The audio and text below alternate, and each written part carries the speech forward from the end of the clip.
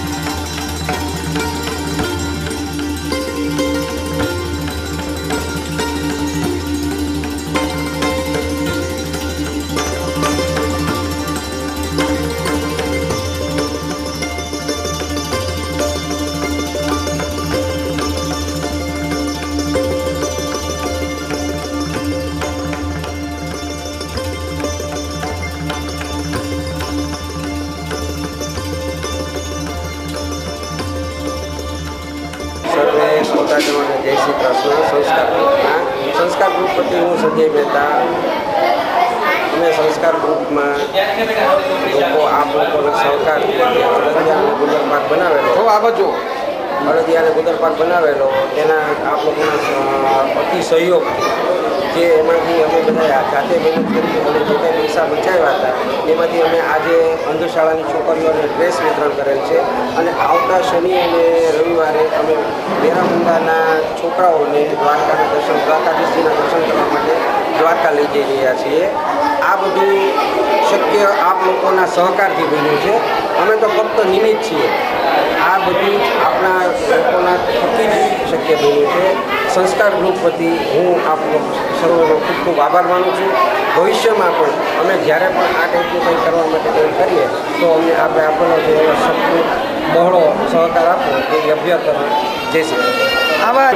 મહિલા પ્રગતિ ટ્રસ્ટના મંત્રી અને ટ્રસ્ટી દિલીપભાઈ પરીખ આજરોજ મકર સંક્રાંતિના પવિત્ર દિવસ દરમિયાન સંસ્કાર દ્વારા આયોજિત એમણે જે પૂછતાછ કરીને અડદિયા અને ગુંદર પાક જે વેચેલો એમાંથી જે પણ કાંઈ મહેનતની રકમનું બચત જે થઈ તેમાંથી આજરોજ